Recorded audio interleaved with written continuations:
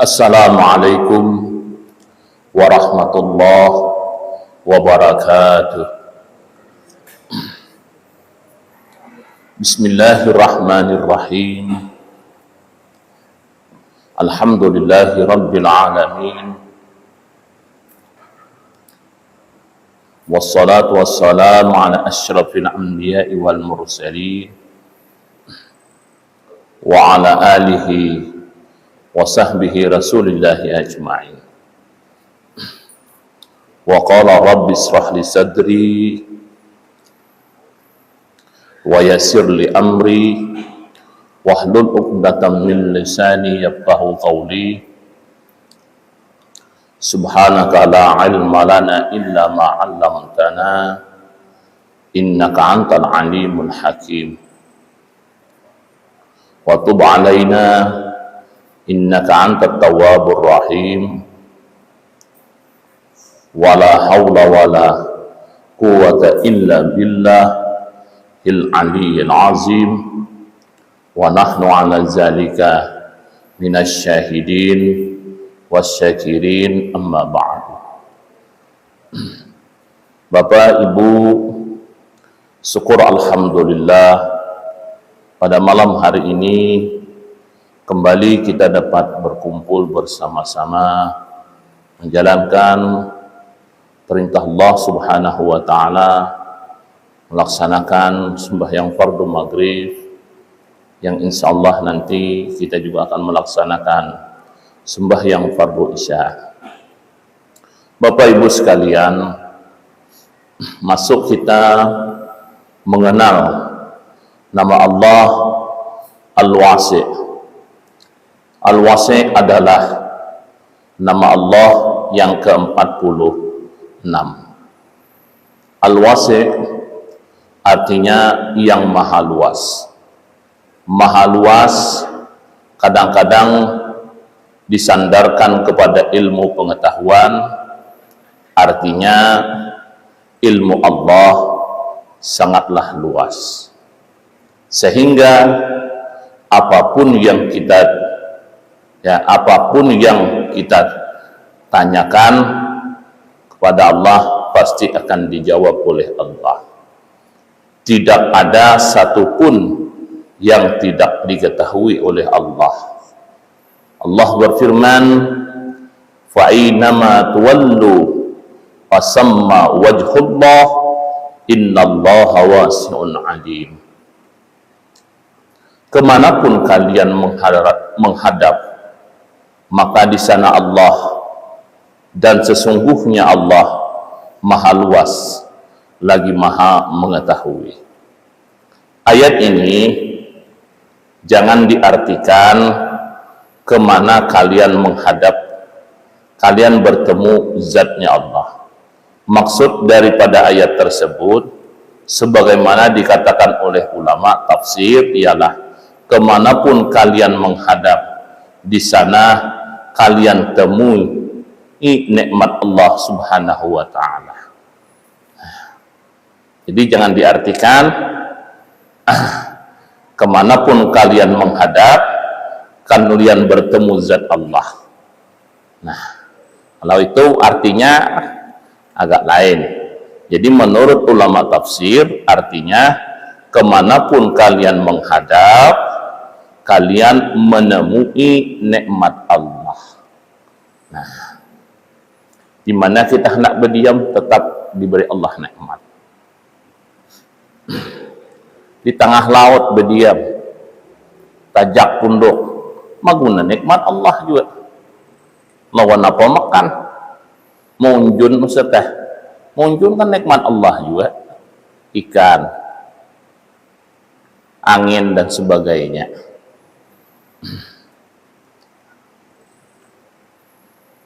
Seandainya seluruh makhluk meminta kepada Allah agar diberi dunia dan isinya, dan Allah kabulkan permintaan itu, tidak kurang perbendaharaan Allah, melainkan seperti berkurangnya air laut yang kita ambil dengan jari kita. Seluruh dunia nih orang meminta lawan Allah, meminta dunia dan seisinya, kada akan kurang kekayaan Allah. Bagaikan istilah kata lautan dicolok banyu, dicolok tangan. Nah, itu nada. Kada ada apa-apanya. Begitu saking istilah katanya, luasnya istilah kayanya Allah Subhanahu wa ta'ala. Nah. Demikian itulah perbendaharaan Allah. Dia tahu bagaimana besar perbendaharaan miliknya. Dia juga tahu siapa yang bersyukur dari hambanya dan siapa yang tidak bersyukur. Jadi siapa yang bersyukur nikmat Allah, siapa yang kada bersyukur, taulah Allah tahu. Nabi Daud pernah bertanya kepada Allah, apa nikmat engkau yang paling kecil? Kemudian Allah memerintahkan Nabi Daud menutupi mulut dan hidungnya. Hanya beberapa saat Nabi Daud bisa menutupi mulut dan hidungnya sesudah dilepasnya. Maksudnya ialah napas yang keluar masuk adalah nikmat Allah yang terkecil menurut Allah, dan itu pun sangat besar dan mahal harganya di sisi kita. Jadi Nabi Daud, ya Allah, nikmat apa yang paling halus, yang paling kecil? Lalu kata Allah, coba kau tutupi hidungmu lawan muntungmu. Tutup mulut, tutup hidung. Nah, seberapa tahan kita lawasnya tahan? Paling-paling kita tahannya 10 menit. Mungkin muntahan 10 menit.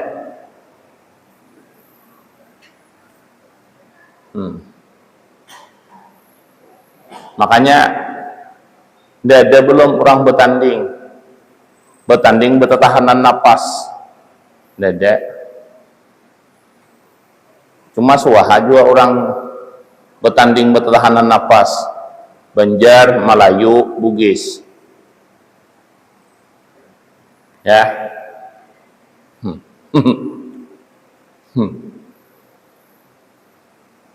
Orang Banjar nih kada mau kalah, Bang. Orang Banjar kan suah mau kalah, untung taros. Dia suah kalah. Kayak apa? Jadi bertahanan napas ini tadi supaya menahan napas itu kuat. Siapa yang paling kuat tahan, tajun ke parit. Kan tajun ke parit itu kada bernapas. Tuh. Siapa yang dahulu tajun?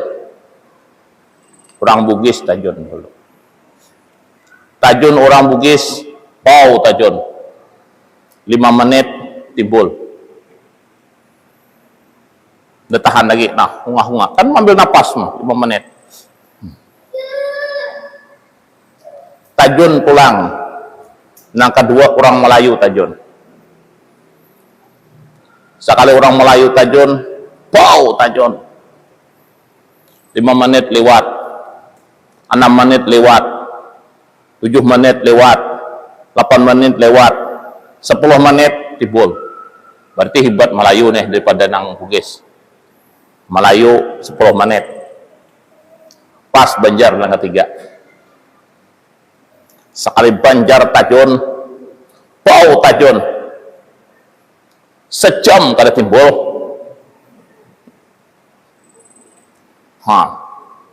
2 jam kada timbul. Sampai isuk kada timbul rupanya. Rupanya Banjar ini kada bisa benenang. Tapi ngarannya bu ibu tanding tadi itu kan hendak kalah, mati melawan aja tuh mas antu orang Banjar sekali tajun hiran orang besar harat ya orang Banjar nih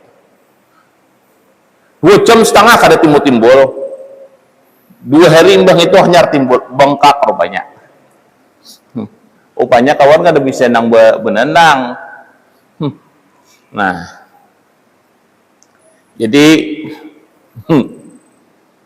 napas ini salah satu, jadi mau hendak mencoba kekuatan napas kita, nah coba tajun. Nah, kuatkan kita beingkot lah di kayu, beingkot kita di kayu, sudah nah melepas, melepas. Nah.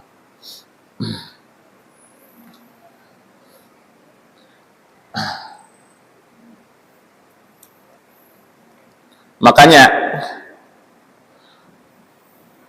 sekecil-kecilnya nikmat Allah nafas, tapi kita nafas itu termasuk yang besar bagi kita. Mungkin kada percaya, coba masuk ruang ICU pakai nafas oksigen, mendahulu setabung yang itu 1,5 juta. Nah, paling tahan seharian.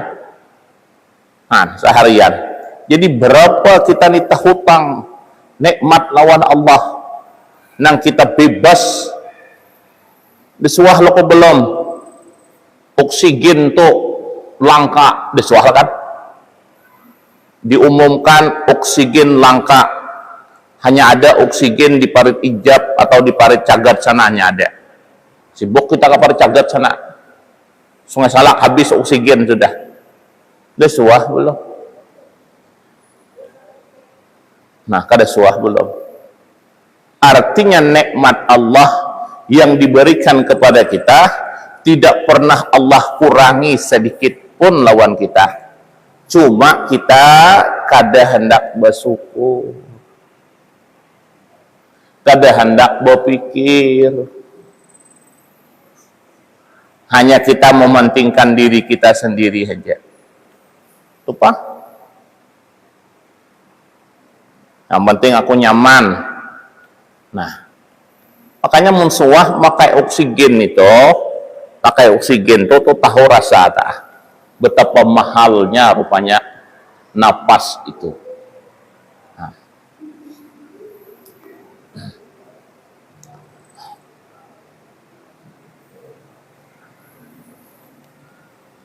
Ada lagi ulama tafsir yang mentafsirkan ayat di atas bahwa kemanapun kalian menghadap, kalian akan berhadapan dengan kekuasaan Allah. Jujur, kekuasaan Allah sangatlah luas. Apa saja yang Ia kehendaki, Allah pasti akan terjadi. Apapun yang Allah kehendaki pasti akan terjadi. Berbeda dengan kekuasaan kekuasaan raja-raja atau gubernur, bupati dan sebagainya, itu kekuasaannya terbatas. Gubernur mengajukan ini aja gubernur, tapi DPR kada setuju. Bupati majukan yang ini, DPR kada setuju, kan bisa kada jadi. Tapi kalau Allah yang berkehendak, tidak ada orang yang kada istilah kata yang hinggat melawan kekuasaan Allah Subhanahu wa Ta'ala. Dan arti luasnya kekuasaan Allah itu bahwa tidak ada yang boleh seorang pun makhluk yang punya kehendak selain daripada kehendak. Artinya makhluk apapun tidak bisa berkehendak jika tidak sesuai dengan kehendaknya Allah Subhanahu wa Ta'ala. Apapun kehendak makhluk, kalau Allah kada berkehendak, tidak bisa. Tidak bisa. Makanya disitulah kita melihat af'alnya Allah, perbuatannya Allah. di dunia ini kan kelihatan. Nah, ada yang bisa Allah selamatkan. Contoh, dulu tsunami, ketika tsunami itu ada yang anak yang sangkut di pohon. Ketika gelombang yang tsunami itu tingginya sampai 30 meter, kakanak tadi timbul sangkut di pohon kadarabah, akhirnya kakanaknya selamat. Ini siapa? Allah yang akan menyelamatkannya ini. Nah, mau dihitung-hitung akal bisa tidak istilah kata masuk akal? Enggak.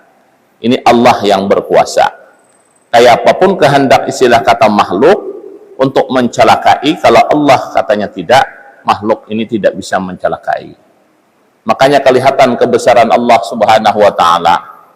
Ketika di Aceh kemarin itu kan 2004 itu, ketika tsunami, orang yang berada di dalam masjid memecah rupanya air itu.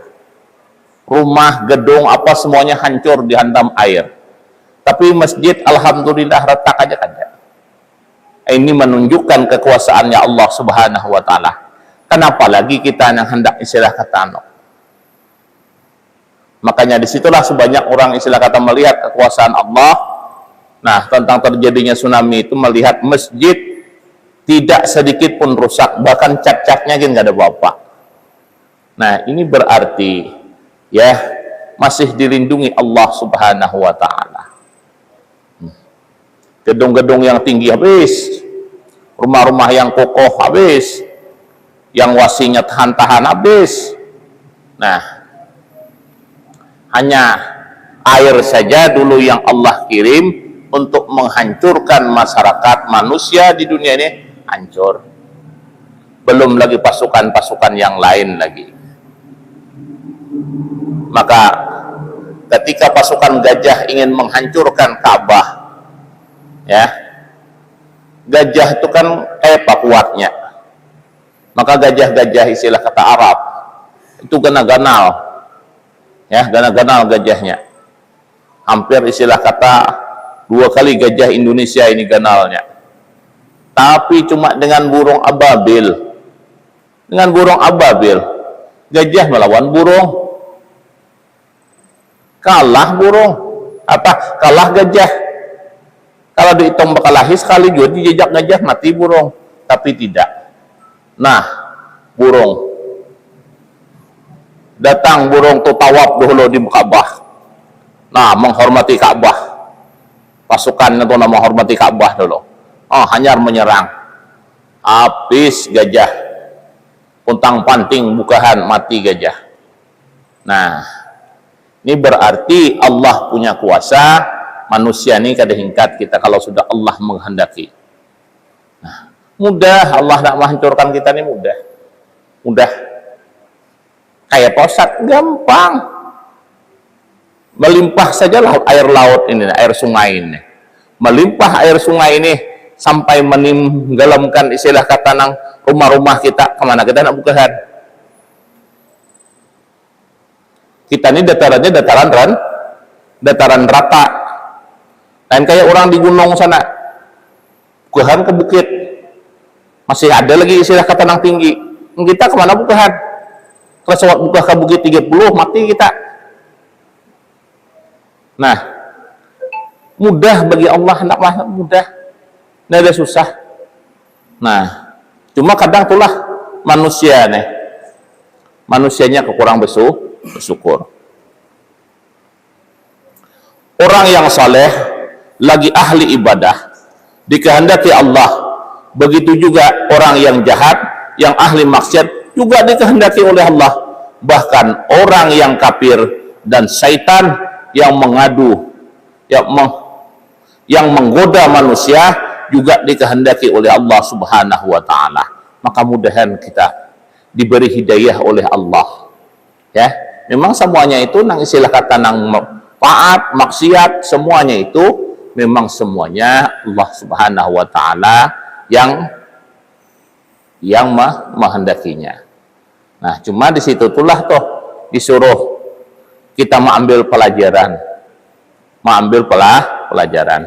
Yang taat nanti diberikan nikmat, yang maksiat diberikan azab. Nah, maka disuruh kita, maka sering Al-Quran menyinggung kita, afala taqilun, apakah kau kada bakal, wahai manusia, kau sudah diberikan akal. Nah, mengapa Allah menghendaki yang demikian? Firman Allah, la yus'al amma yaf'alu wa hum yus'alun. Jangan ditanya apa yang dia Allah perbuat, dan merekalah yang akan ditanya. Makanya perbuatan Allah jangan ditanya, jangan dipikirkan. Kita yang akan ditanya nanti di hari kiamat. Nah, kita tidak boleh bertanya mengapa Allah memperbuat ini dan itu. Kita ini kadang-kadang apa aja dijadikan itu, coba jangan. Oh, pada boleh bertakon kayak yang itu. Tetapi kita nanti yang akan ditanya. Kita yang akan ditanya. Kenapa tidak mensyukuri nikmat? Kenapa selalu berbuat maksiat dan lain-lainnya? Begitulah maksud daripada luasnya kekuasaan Allah. Apapun yang dikehendaki pasti terjadi. Adapun kehendak kita tidak akan bisa terjadi jika tidak sesuai dengan kehendaknya Allah Subhanahu wa ta'ala. Nah, kita hanya bisa berbuat, namun Allah yang menentukan. Ya kan? Kita hanya bisa berbuat, Allah yang menentukan. Kita ini kadang-kadang bisa kene, bah tenang mun kau kawin karena kau banak, belum tahu lagi. Kita hanya bisa mengikhtiari, memberikan keturunan, memberikan itu Allah. Atau contohnya, beulahlah sebaik-baik mungkin kita mengulah. Namun kita kan diberi juga masih. Nah, inilah artinya kita hanya bisa berikhtiar, namun Allah belum menghendaki. Apalagi mungkin lebih ikhtiar.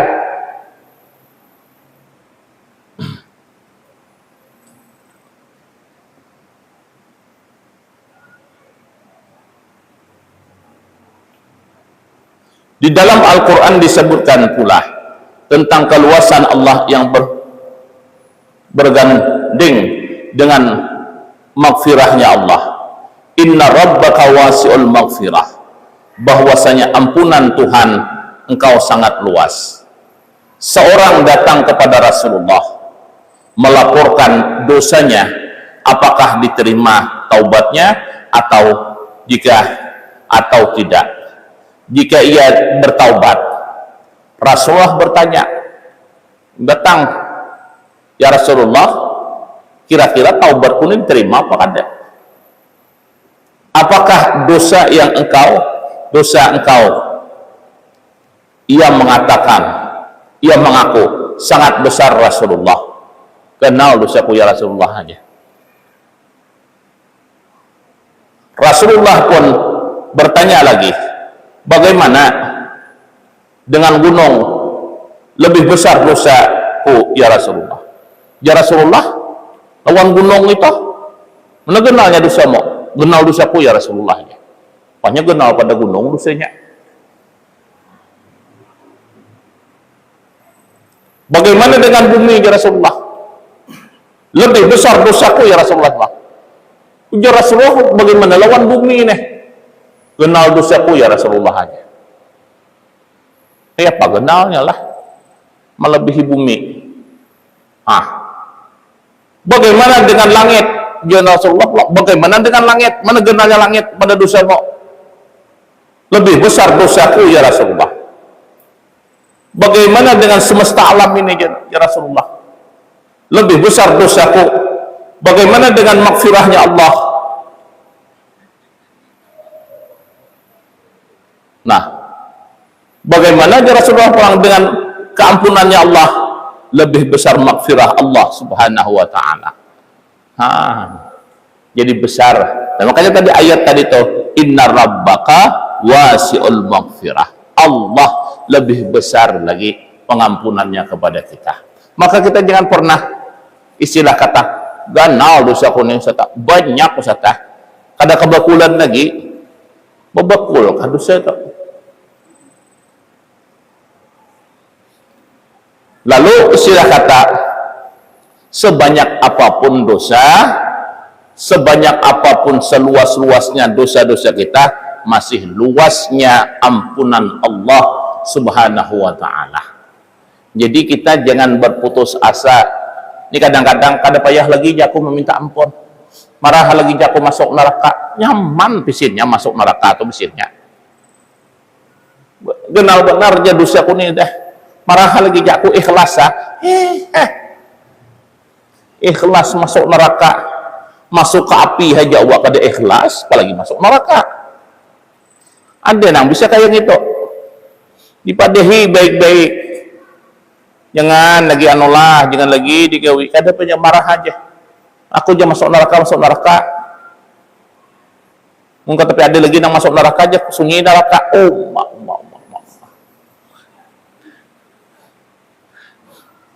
sunyi aja neraka tuh, mungkin ada nang masuk, nyaman, nyambet sunyi, sin suah masuk, habsinnya pulang. Ada tanggung-tanggung api neraka tuh lah, ada tanggung-tanggung. Inya mulut ini mudah aja berkata-kata. Nah, mun mendengar cerita neraka tuh,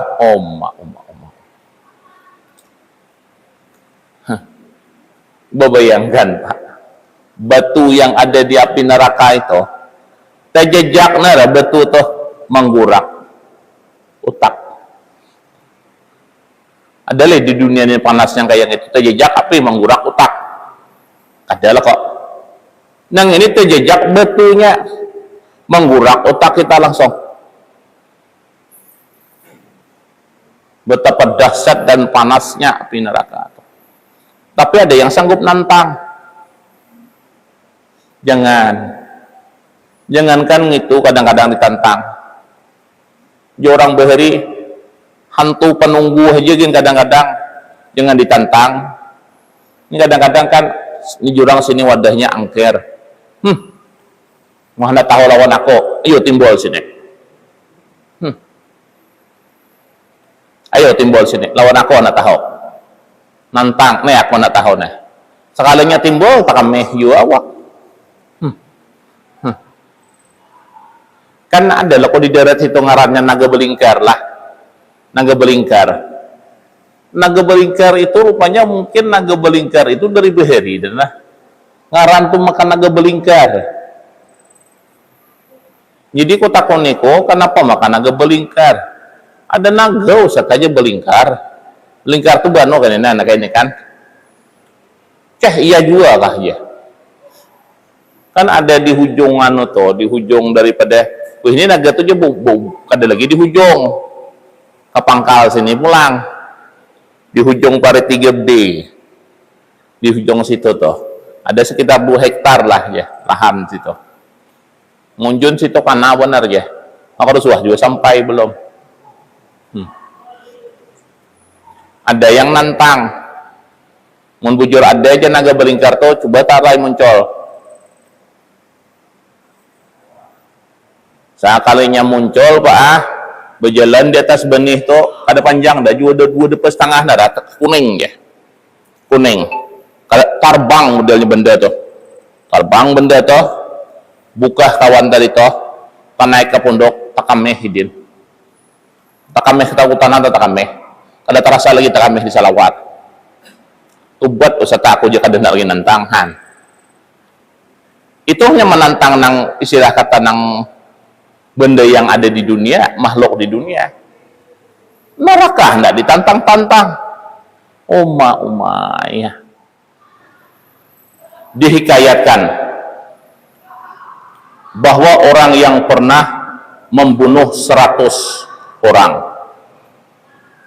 dan orang pun ada taubatnya. Dalam Al-Quran sudah jelas bahwa apapun dosa yang telah dilakukan selain syirik, kalau bertaubat dengan benar, Allah akan mengampuninya. Wahsy, seorang budak hitam yang dikala itu masih kafir. Wahsy, di waktu perang Uhud, ia membunuh paman Nabi Muhammad, Sayyidina Hamzah. Sayyidina Hamzah. Ini Sayyidina Hamzah tuh, ini Gunung Uhud. Beliau tuh dikuburkan di sini, di lereng sini. Dulu pernah Mekah itu apa? Banjir. Karenanya di bawah tuh ada apa? Di bawahnya ini nih tanah tuh tanah kayak tanah kuning. Nah, di atasnya ini Gunung Uhud. Nah, aku melihat kemarin tuh gitu. Di ini dah dipagar sudah. Gunung Uhud itu kan dipagar dah. Nang kuburan 70 orang mati syahid nang orang Uhud itu dipagar. Cuma ada kuburan betul tulis kuburan itu ada. Dulu kada di situ kuburan toh. Dulu di sini sedikit kuburan toh. Ketika banjir di Makkah, rupanya kuburan tadi itu takana tanah kuning ini tadi itu takana banyu, ikutnya lawan banyu kan, sehingga kelihatanlah jasadnya Sayyidina Hamzah. Jadi para ulama-ulama Mekah itu kayak apa mensiasatinya, lupa aku tahunnya. Nah, maka dialih pulang kuburannya. Hebat Pak, kada buruk sampai begini Pak. 1400 tahun yang lalu kada buruk. Darah tuh masih keluar aja. Harum. Harum. Kan dibelah dada Hamzah ini dibelah oleh si Hindun. Diambil hati nang hati nang Hamzah nih, dimakan si Hindun. Saking Hindunnya tadi benci dengan Hamzah tadi. Hamzah tadi tuh memang orang berani. Hamzah tuh mentulak berburu serangan juga, boleh kena nyahan singa. Berarti bakal lahir lawan singanya Pak. Singa di sahannya. Maunya kita sini dia pandang kayak itu. Pulak ke hutan sana, boleh juga nanyahan harimau juga. Tuh. Sampai ke Sungai Salak ini sekong di Nagor. Di hadapan kantor nang di hadapan ini kan di Nagor data. Nah, mau gua gitu kan.